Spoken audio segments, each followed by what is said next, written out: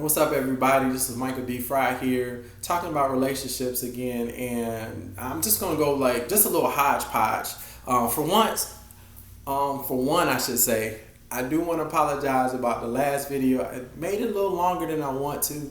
I was talking about siblings, and I think I just wanted to share with you all the greatness of what my brother is. I may do a whole nother video for Cecil B. Fry.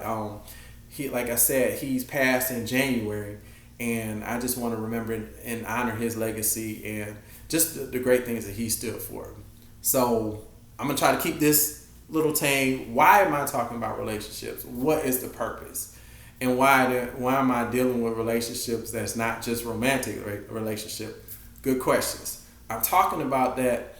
Talking about these things because they are important. Like I shared with one of the other videos, that we may not want them, but we need them. Not need to the degree that we can't function as a person if somebody don't like us, or somebody don't trust us, or somebody have abandoned or don't want us and things like that. No, I'm not saying that. But we need relationships to get things accomplished here in the world. Even if you don't know a person, if you're a salesperson, even in marketing and things like that, you need to be able to quickly find the thing that you relate with so that you can sell, because people do sales with people they like, know, or trust, And so you have to do those kind of things. I know it sounds kind of funny, doesn't it? Like, well, that's not a relationship. Most time relationships is just dating or marriage. That's all.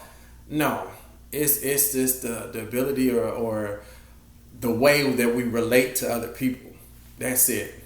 And in lieu of like what's going on in our world now, I mean, it's nothing new, but a lot of stuff that's been under the surface or been covered up has been just kind of uncovered, and a lot of ugliness and a lot of bitterness, root of bitterness, as the Bible calls it, coming out with the way different people are treating other races. You know what I'm saying? Different things are said, or people senseless killings, or whether people are criminals or not. It's like a life is a life, and when you think you're God to take a life, it's just we've gone too far. You see what I'm saying? And I know a lot of these are end times and things gonna happen, but that's my point. Relationship.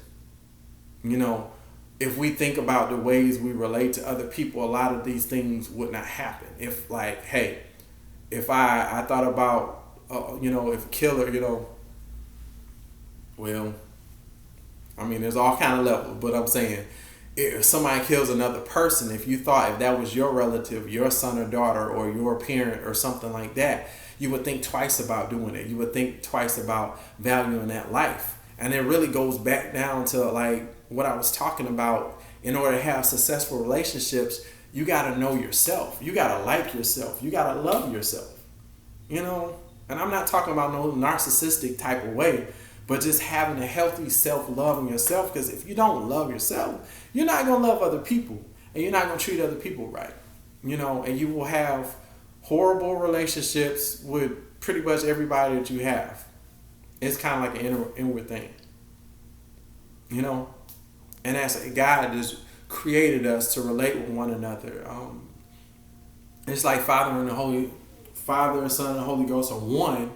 He wants us to be one with our wife, and just move forth in things in life. And so I'm trying not to get into any of the subtopics and just keep it generally, again, relationship. But it's just so much to unpack in that thing. And that's the important of it. You got to be God led by, in your relationships. And remember the important key, love. That's the key to all of them.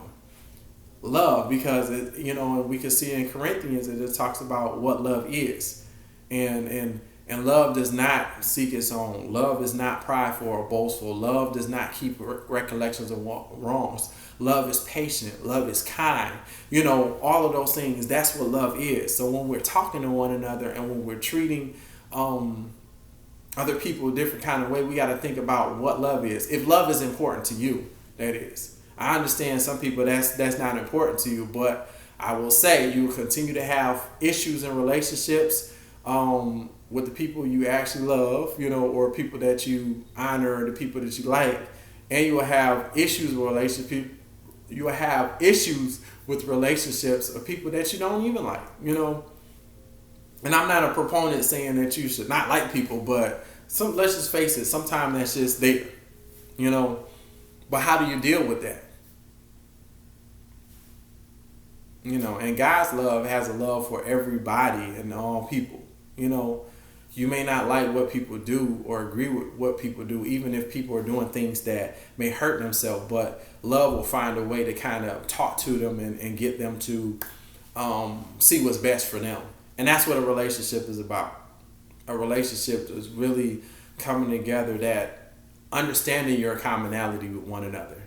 Like with my sibling, you know, or my brother, our commonality is that we have the same parents.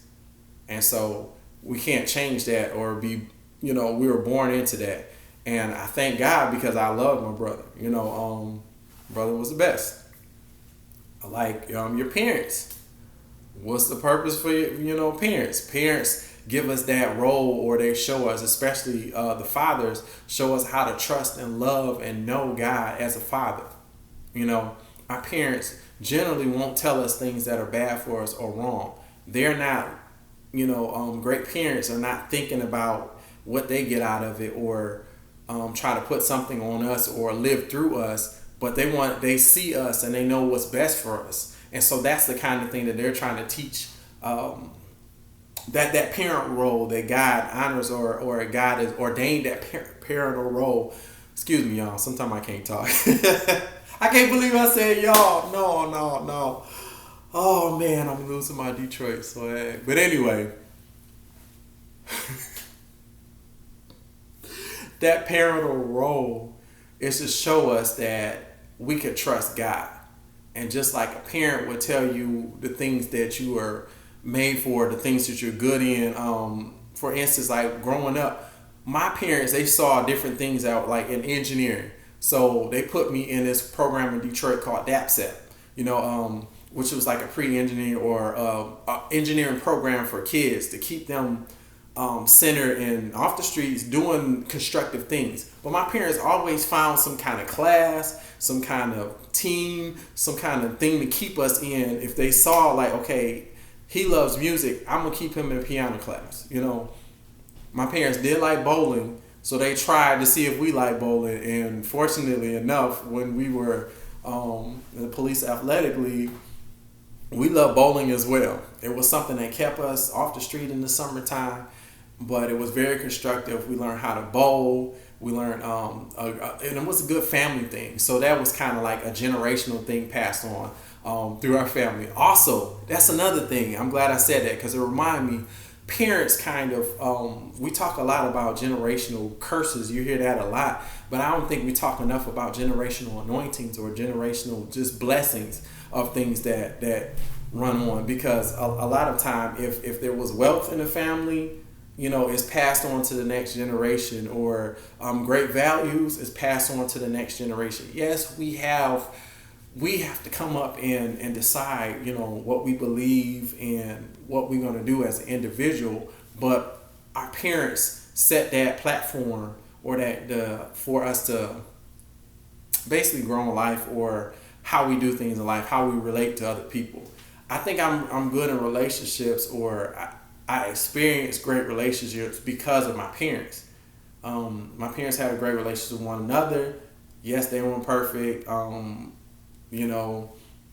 but I saw the love in them, and I saw the love that they gave to us. Like my father came from a large family, and so did my mom. But my father came from a large family, and at times he felt kind of like he was picked on, or wasn't loved, or he felt different. There were favorites in the family, and he felt like the least favorite. And it could be true or not. That was his take on things. If you ask his siblings, they'll say he totally came up with stuff. I get it.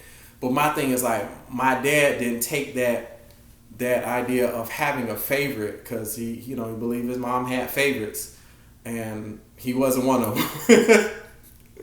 But he used that thing, and he changed. As a parent for us, he didn't have favorites, between my brother and I. Now, there was a point in time, it was like, it seemed like he favored me over my brother, But it wasn't the case. It was because my brother was a younger sibling. And in his case, he was like, hey, the younger siblings get away with everything. So he watched my brother like a hawk, to make sure he wouldn't get away with stuff.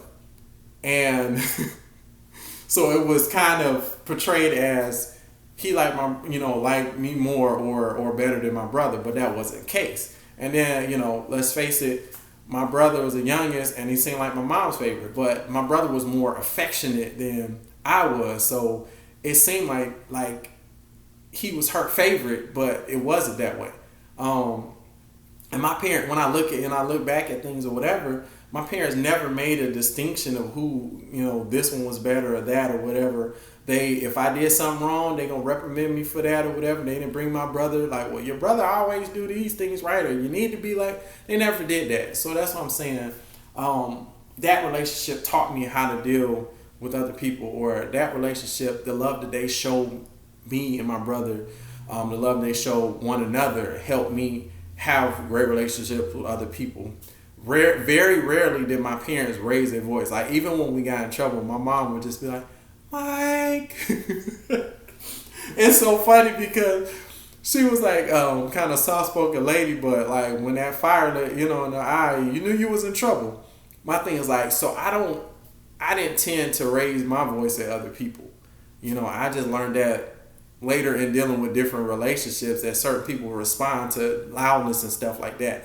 So what am I saying? That relationship with my parents in our household of not really raising your voice is kind of how I took to the world or took to the street with things too.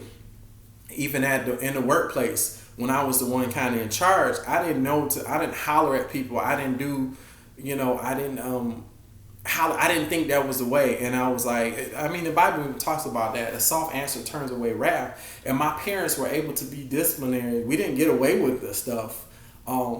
They were able to discipline us without hollering or calling us out of our names. They never said different things to demean us or degrade us or whatever, or those type of things to get our attention. They didn't have to do that. So that's the things that I learned from my parents. And I think because of that platform of them having great relationships, and I saw them have great relationships with their siblings, great relationships with family. My mom used to keep in touch with all the family members, like distant and stuff like that. And now it seems like I'm the one that does, like, following her footsteps doing that, and I just thank God for that I had from my parents. I was going to do a whole nother video about parents, and it seemed like I'm kind of getting into that right now. But the whole goal of what I was saying, and I pray that you get out of these videos of relationships, is that being God led by your relationships, and just honor God and do what He have you to do. You could even be out somewhere. Like, I was out at a class, and the Lord had me exchange information with another brother in the class, and so to this day, it's been about, I don't know how many 6 years or whatever. It's like one of my best friends now, and actually a brother in the Lord. And at the time, he was like, he didn't know whether God was real or believe this or that, and God used our relationship to solidify that God is real. And now that brother, he's on fire for Christ. You can find him here even on YouTube with all his videos and stuff like that. That's but it's just great. All I'm saying is I was just faithful for what the Lord told me to do, even though it was weird, even though it was uncomfortable, because me being like a more introverted person, more quieter, behind the scenes kind of person, it was like, that's not like me to go out there and do that. But I had to move outside of myself so that God can be glorified. And that's the thing. That's all I want to you all to get out of these things too, is just to have better relationships. We have to have them. So why not make the best out of what you have to have? You see what I'm saying? And that's the way I see it. You can, you can have a great life by yourself, but you have an even greater life with people. Like one of my pastors would say, and friend would say, Apostle Uyi would say, don't do life alone. Don't do life alone. Don't do it. And it's just, life is much greater that way. And plus, you cannot fulfill your God-given purpose by yourself. My thing is like, if it was just for us to be by ourselves, we probably wouldn't even be here, you know. And so that's that. I'm just giving you another take on relationships. I really don't know what I'm gonna talk about later at this point in time, but I'm just trying to be faithful with what the Lord given me to just get back on here every week and give you something to ponder on, to think about. Okay, if you like the content, let me know what you think. Let me know what you got out of it, and please like, share, and subscribe. All right, I'll talk to you guys later. I'm out.